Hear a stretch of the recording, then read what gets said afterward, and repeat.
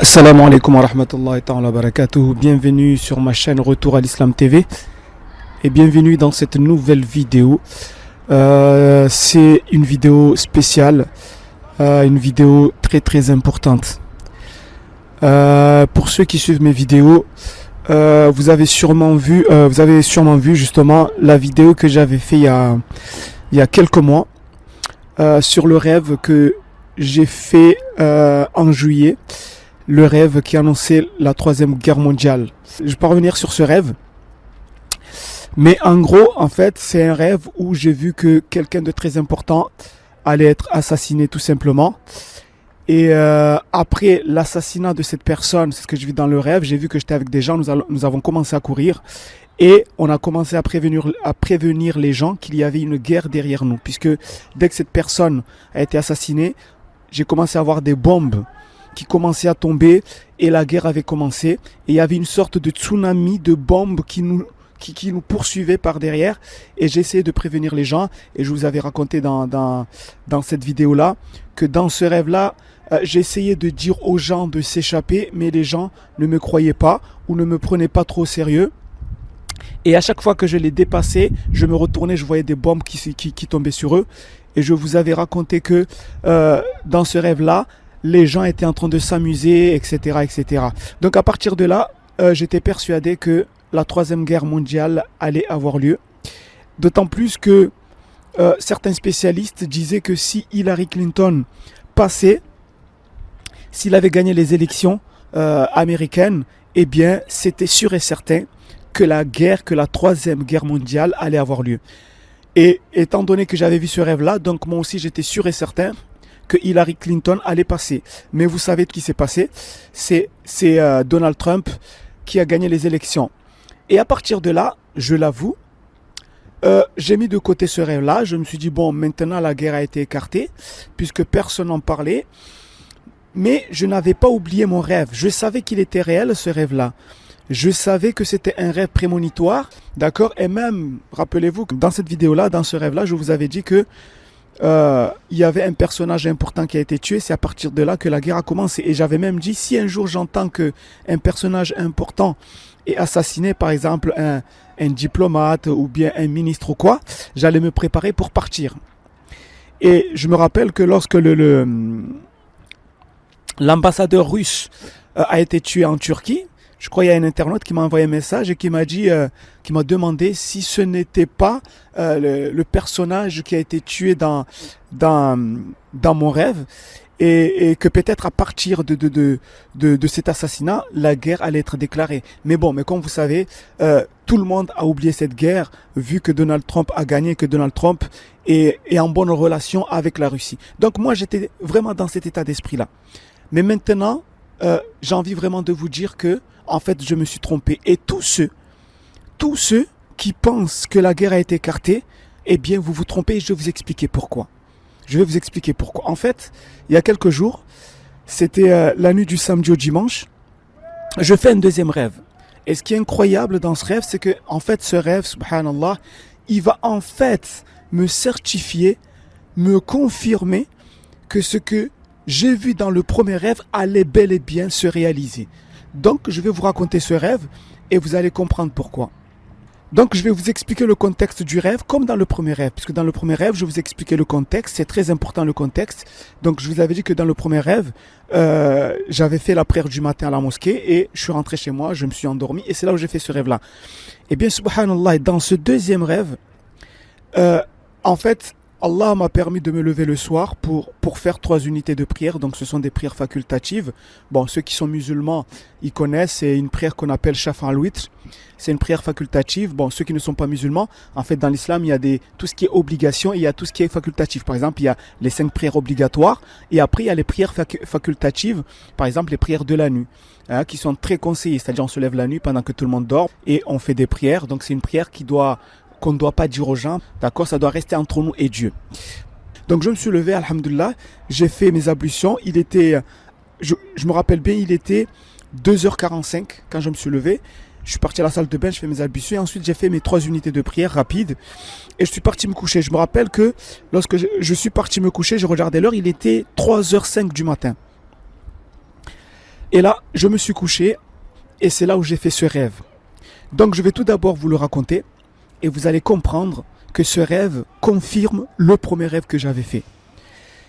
Donc je me couche, la première chose que je vois dans ce rêve, en fait je vois un match de foot avec des joueurs pros. Ça c'est la première chose que j'ai vue dans ce rêve. Et vous allez comprendre après pourquoi ça c'est très important. Pourquoi c'est très important et pourquoi ça confirme ce que j'avais vu dans le premier rêve. Donc je vois un match de foot, mais cette scène-là a été très très rapide. Tout d'un coup, je me suis retrouvé dans un endroit que je ne connaissais pas en fait. Et là, je vois que en face de moi, on m'a présenté un livre. Mais en fait, c'est pas n'importe quel livre, puisque je me rends compte qu'en fait, le livre qui est devant moi, en fait, c'est le livre du destin. C'est-à-dire, c'est le livre dans lequel tout ce qui doit se passer sur Terre a été marqué. C'est-à-dire, chaque chose qui se passe sur Terre a été marquée dans ce livre-là. Et là, je me trouve devant ce livre. Mais tout ça, je le comprends dans le rêve, en fait. Et là, tout d'un coup, je vois que les pages de ce livre ont commencé à tourner. Et je commence à prendre conscience de tout ce qui va se passer, en fait. Et là, subhanallah, je vois qu'on me certifie. Parce qu'en fait, dans ce rêve, on n'était pas en train de m'apprendre, de me dire que telle ou telle chose va arriver. J'ai senti qu'on était en train de me confirmer quelque chose. On me confirmait que ce que je connaissais déjà allait arriver. C'est comme si on me disait, regarde, voici la preuve que ce que tu connaissais va arriver. Et sûr et certain, ça va arriver parce que ça a été marqué, ça a été acté. Et personne ne pourra changer ça. Subhanallah. Et là, qu'est-ce que je vois? Je vois en fait une catastrophe qui va arriver. Et en fait, dans ce rêve, dans ce livre plutôt, chaque chose qui doit arriver sur Terre est marquée en gros, comme un titre en gras, un caractère gras. Et ensuite, il y a une photo qui illustre chaque événement. Et ensuite, il y a un texte, je pense c'est un texte qui explique le pourquoi du comment de chaque événement et comment cet événement va finir, etc. Et là, je vois le titre du catastrophe qui doit arriver. Je vois une photo qui représentait cette catastrophe. Et là, j'ai compris qu'en fait, cette catastrophe qui est marquée dans ce livre, c'est ce qu'on m'avait déjà annoncé. Ça, c'est ce que je comprends dans le rêve. Et là, je me rappelle, j'ai sursauté. J'étais horrifié. Mais j'ai accepté la chose parce que j'ai compris qu'on n'avait pas le choix. Que ça devait arriver, c'est comme ça. C'est quelque chose qui doit arriver. Cette catastrophe doit arriver. Il y a une cause que je ne connais pas, mais c'est acté, c'est marqué et personne ne pourra y changer. Et là, bien que j'étais horrifié, en fait, mon cœur a accepté la chose. Voilà, c'est comme ça, on n'y peut rien. J'avais compris que cette catastrophe qu'on a annoncée, qu'on m'avait déjà montré dans le premier rêve, eh bien là, on était en train de me dire, ça a été acté, que tu le veuilles ou pas, que les gens le veuillent ou pas, ça doit arriver. C'est comme ça. Et c'est là où, subhanallah, quelque chose d'incroyable va arriver.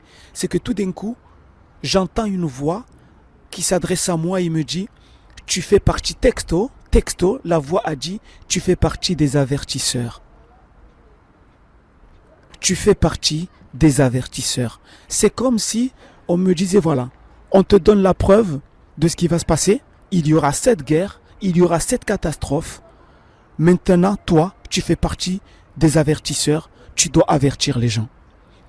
Et là, j'ai pris conscience, en fait, que je devais avertir les gens et que je n'avais pas le choix.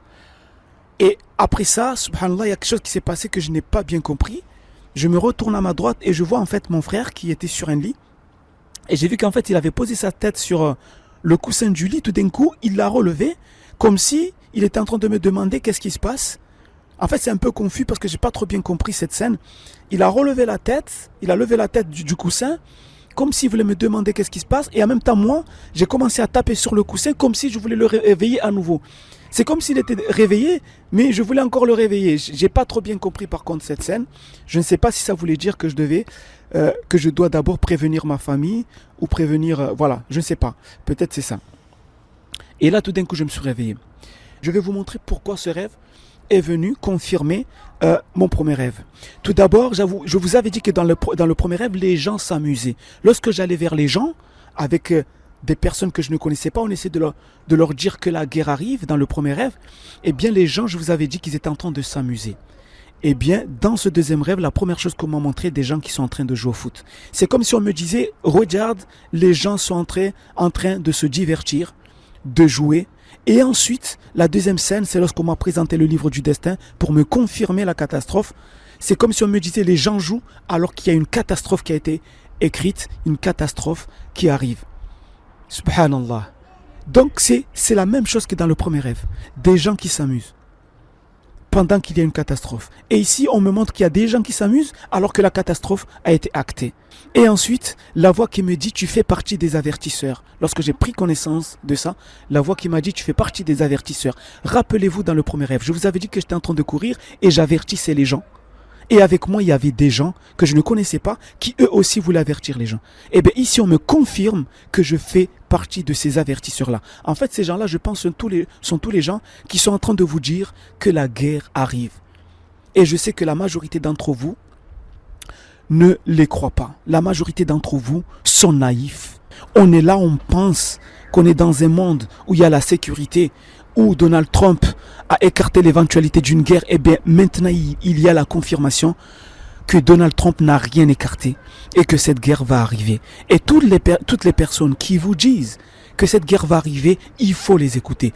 Moi maintenant, ce que j'ai envie de faire, c'est ce qu'on m'a demandé de faire dans ce rêve-là, d'avertir. Et moi je vous avertis, même si vous ne voyez rien, même si vous ne voyez aucun signe, mais ça va arriver, qu'on le veuille ou pas, ça a été acté, ça a été écrit, et j'en suis sûr et certain, même si je fais partie de ceux qui ont écarté l'idée d'une guerre et qui croyaient que cette guerre-là, c'est fini grâce à Trump, eh bien c'est faux. Je suis obligé de revenir sur mon état d'esprit d'avant, de me dire qu'il faut rester vigilant, parce que cette guerre-là, elle est là, et que personne ne pourra la changer. Préparez-vous. Moi, en tout cas, on m'a dit de vous avertir. Et je fais mon taf. Je ne suis ni un ange, je ne suis ni un prophète, ni un messager. Parce que j'ai bien compris, et ça, il faut bien le comprendre. Lorsque cette voix m'a dit, tu fais partie des avertisseurs, ça ne veut pas dire que je suis un prophète ou quoi que ce soit. J'en suis sûr.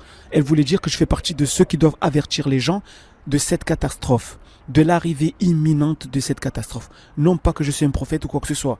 Le dernier des prophètes, il s'appelle Mohammed.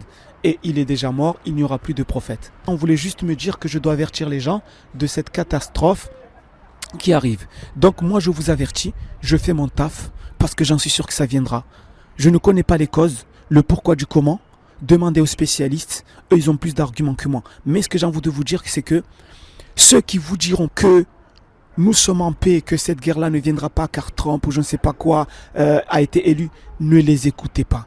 Ne les écoutez pas. Cette guerre arrivera, qu'on le veuille ou pas. Cette catastrophe est écrite dans le livre du destin. Cette catastrophe est actée et elle viendra. Maintenant, ce que j'ai envie aussi de vous dire, au-delà du fait que je dois vous avertir, je sais aussi que la majorité d'entre nous va mourir et que ça sera très très difficile de sauver tout simplement nos vies. Ça sera très très difficile de sauver nos vies. Donc j'ai envie de dire, à défaut de pouvoir sauver nos vies, il faut sauver nos âmes. Et là je suis très très sérieux. À défaut de pouvoir sauver nos vies, il va falloir sauver nos âmes. Parce que la majorité d'entre nous va mourir dans cette catastrophe. Et c'est ça en fait qui est choquant. Et c'est ça en fait qui est désolant. Et ce qui est plus désolant encore, c'est de voir le nombre de personnes qui sont en train de dormir, le nombre de personnes qui sont en train de s'amuser, le nombre de personnes qui sont dans le divertissement, Ces gens-là ne savent pas ce qui se passe. Ces gens-là ne savent pas ce qui se prépare. Et je vous demande, s'il vous plaît, de partager cette vidéo. Partagez en masse cette vidéo. Cette catastrophe arrive. S'il vous plaît, partagez cette vidéo. Et un petit conseil que je peux donner, peu importe vos croyances, encore une fois, parce que nous sommes tous dans le même bateau, que vous soyez athée, chrétien, musulman, juif, bouddhiste, peu importe. Nous sommes tous dans le même bateau. Tous dans le même bateau. Et ces gens-là, ces gens qui préparent cette catastrophe, s'en foutent complètement de notre religion. Ils s'en foutent complètement de qui nous sommes. Ils vont tous nous mettre dans le même sac. Donc moi je me dis, et ça c'est le petit conseil que je peux donner, Prenez ce conseil comme vous voulez, prenez-le ou ne le prenez pas, faites ce que vous voulez, je ne suis pas là pour vous dire ce que vous devez faire dans votre vie. Et peu importe qui vous êtes, moi je vous respecterai toujours, parce qu'avant tout je respecte la créature au-delà de ses croyances, car celui qui aime Dieu doit aimer aussi sa création. Mais j'ai envie de dire, mes chers amis, si on a envie vraiment de sauver nos âmes, car nos vies on va avoir du mal à les sauver, nous devons revenir vers Dieu. Nous devons revenir vers Dieu. Dieu est unique. Dieu est unique. Il n'y en a pas deux. Dieu n'a pas d'enfant.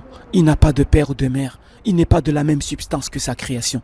Il est au-dessus de sa création. Revenez s'il vous plaît vers Dieu, parce que vous allez avoir du mal à sauver vos vies.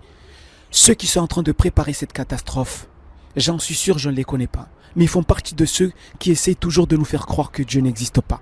Parce qu'en réalité, leur objectif, c'est tout simplement de faire de nous des loques, de faire de nous des coquilles vides, d'extraire Dieu de nos cœurs dans le but de mettre l'amour de ce bas monde dans nos cœurs, dans le but de mettre l'amour des créatures dans nos cœurs, car ils savent que si il n'y a pas Dieu dans nos cœurs, ils pourront nous mener à la baguette, nous pousser à aimer la création. Ils vont créer des idoles de toutes pièces pour nous pousser à les aimer au lieu d'aimer Dieu.